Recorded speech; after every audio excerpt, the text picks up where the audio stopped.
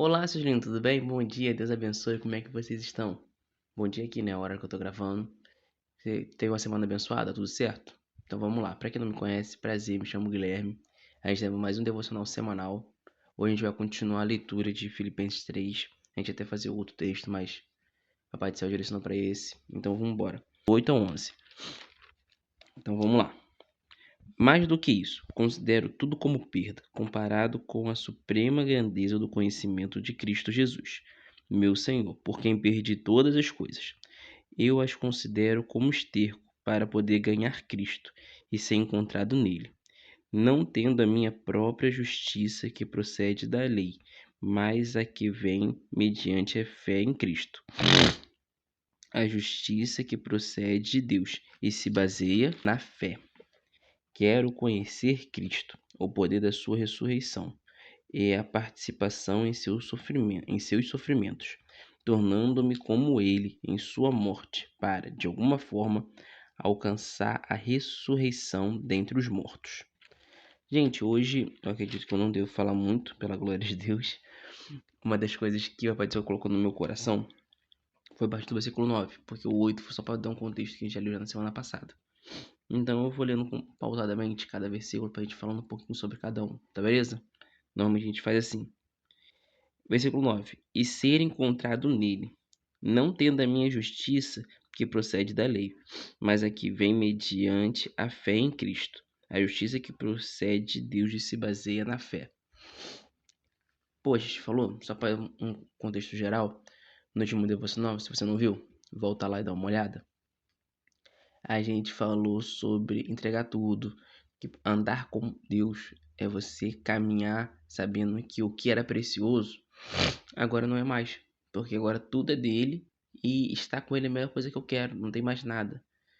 Que tudo que possa acontecer, tudo que eu era, tudo que eu considerava precioso, em comparado a estar com o Senhor, é nada. É como o versículo está falando, é perda. Ele considera tudo como perda, comparado a estar e conhecer e caminhar com Jesus.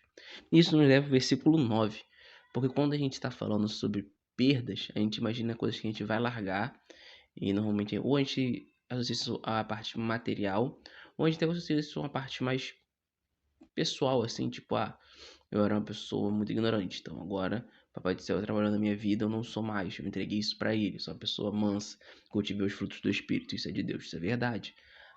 Eu usava drogas ilícitas, agora eu não uso mais, então Deus me libertou, isso é uma verdade. Então são coisas que pra gente que era um ganho muito grande, em certa forma, que a gente não conseguia largar, que prendia a gente, agora com o Senhor, isso é nada. Só que aí veio o versículo 9. Aí o versículo 9 chegou de duas voadoras no meu peito. Porque ele vai falar sobre uma coisa que eu acho que mexe com todo mundo, que é a justiça. Porque Deus é justo, mas Deus também é misericordioso. Então, quando a gente fala de fazer a justiça de Deus, não a minha, é quando a gente, cara, literalmente fala: eu me abstenho, eu entrego pra Deus toda a visão que eu tenho de mundo em relação à justiça. E isso, cara, é maravilhoso quando você entrega, mas a sua carne grita. Porque quando muita gente que você fala, essa pessoa não merece perdão.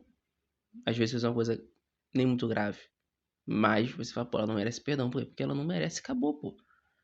E você às vezes tá certo dela não merecer perdão. Só que tu foi perdoado. Só que agora, quando a gente lê Filipenses 9, a gente vê que não faça a sua justiça. Faça a justiça de Deus. E a justiça de Deus, muitas das vezes, ela vai ser misericordiosa. Ela não impede de você colher o que você plantou, mas ela age com misericórdia. E nessa hora a gente gosta muito da misericórdia quando é com a gente. Quando a gente é a pessoa que roubava. Ah, mas eu nunca roubei. Mas era a pessoa que mentia. Ah, mas eu não era só a pessoa que mentia, mas era a pessoa que fazia jogo psicológico com outras pessoas, que fazia as pessoas se sentir mal, que era egoísta. Aí quando Deus te encontrou, que lindo. Deus me encontrou, Deus te encontrou. Maravilhoso. Aí ele te alcança, ele transforma você, você começa a ver o que você que eu falo, eu e você, né? Como você era e o que ele fez, você fala, uau, Jesus é maravilhoso mesmo. outras pessoas têm que conhecer. Aí quando pega e vai conhecer outra pessoa, tu vai conhecer uma pessoa exemplo, você tem uma loja de furtou. E Jesus te conhece, e essa pessoa conheceu Jesus, e agora ela tem uma vida nova. E muitas das vezes a gente fica retido de falar, tipo assim, poxa, eu não quero que essa pessoa tenha uma vida nova. Essa pessoa merece pagar. Essa pessoa merece ser presa. Ela não merece ser amada. E vem Jesus e fala assim, pô, irmão, é difícil? Pô, demais. Mas faça a minha justiça, não a sua, porque a minha justiça vem perante a fé. Porque se colocar na ponta do lápis, se botar na balança, nem eu, nem a pessoa precisava não. Merecia misericórdia. Mas Jesus amou e foi misericordioso com todos. E a palavra que o Papai do Céu colocou no meu coração foi: independente do que aconteça, irmão, antes de qualquer coisa, ora, entrega para Deus e seja feita a justiça dele, não a sua. Porque ele sabe o que é bom. Como você não sabe, como chegou a conclusão alguns vídeos atrás, que você não sabe o que é bom para você e eu não sei o que é bom para mim, porque o que ele faz é maravilhoso e várias escolhas que eu fiz me levou a caminhos errados e ele que me trouxe de volta. A sua justiça não é a justiça de Deus. A sua justiça tem vários viés, ela vai ser feita mediante uma visão humana, onde muitas das vezes, no final de tudo, isso tudo vai ser perdido. No final, nada vai ser mudado, e só vai ficar um ciclo de uma coisa ruim com outra coisa ruim, com outra coisa ruim, com outra coisa ruim. Quando a gente entrega para Deus, faz a justiça de Deus, e Ele fala com você, fala, ó, faz isso aqui porque isso aqui, confia. Essa é a minha justiça. Você pode ter certeza que ele vai ver mudança, ele vai ver algo que nunca aconteceu. E isso eu não tô falando sobre crimes, tá? Quando eu falo sobre crimes, crimes têm que ser denunciados.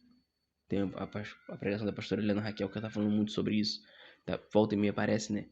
Cara, crime é denúncia. Você denuncia e que é difícil falar isso, mas que Papai do Céu perdoe essa pessoa, que ela se regenere, que faça tudo novo em nome de Jesus. Mas crime, a gente tem que ter. O que a gente colhe, a gente planta. Não quer dizer, o que a gente planta, a gente colhe. É a lei da semeadura. Então, se houve algo criminoso, caminha pra delegacia. E entrega e fala, ó, irmão, aqui, ó, se me bateu, vai lá, ó, agressão contra a mulher. Vai pegar uns anos de cadeia, que o Pai do Céu encontre ele nesse caminho e a justiça de Deus seja feita. E amém. Não fique debaixo de algo onde a pessoa fala, ah, não, eu tô só comentando o que aconteceu na pregação da pastora Helena Raquel. Ah, mas ele é um ungido. Cara, o cara que bate em você não é ungido do Senhor. Ele vai pegar, ele vai. Ah, mas não. Já tá muito distante de tudo o que aconteceu. De tudo que Deus possa, entendeu? Do papel dele no seu relacionamento. Então é só esse comentário que eu gostaria de fazer.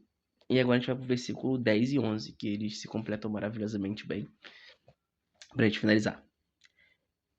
Quero conhecer Cristo, o poder da sua ressurreição e a participação em seus sofrimentos, tornando-me como ele em sua morte, para, de alguma forma, alcançar a ressurreição entre os mortos.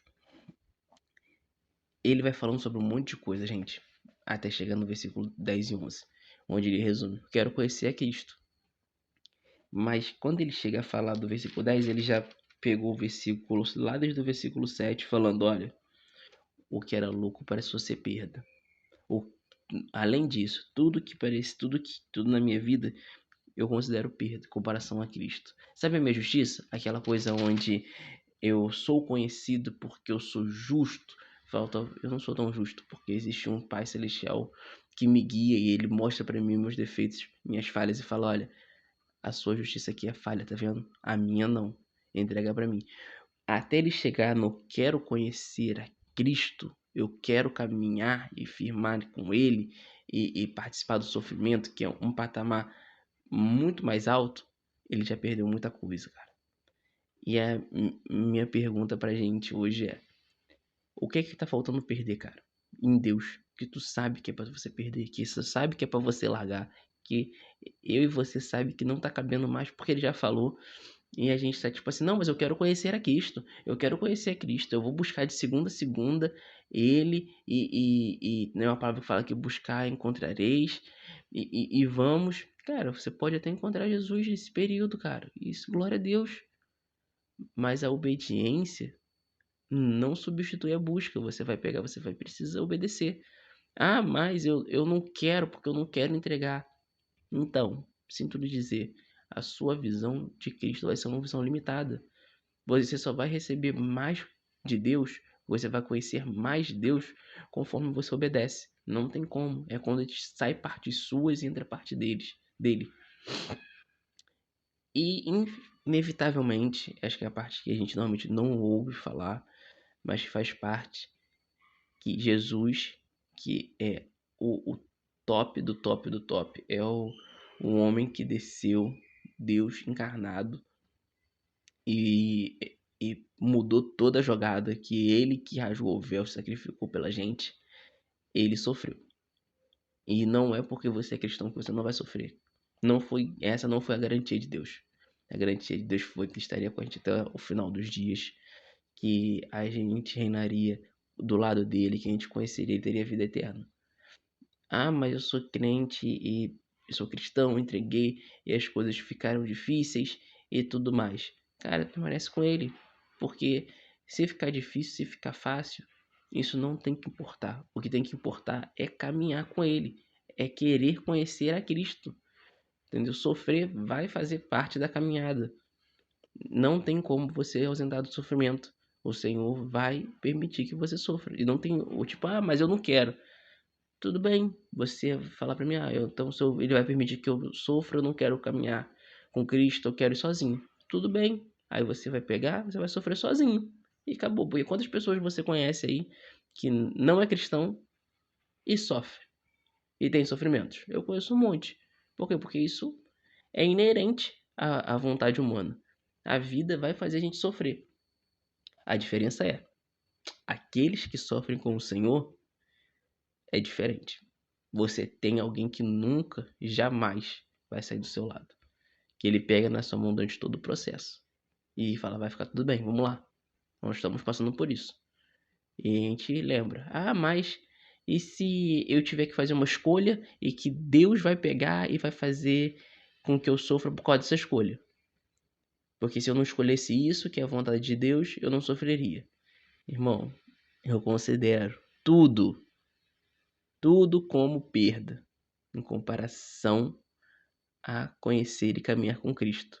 É isso que Paulo está falando. Ele não está falando tipo algo muito fofo de olha, você vai pegar e vou colocar a mão na sua cabeça e vão orar por você e vai ficar tudo lindo. E fosse não, cara.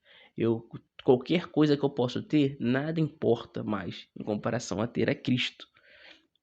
E não tem mais o que dizer. E para quê? Por quê?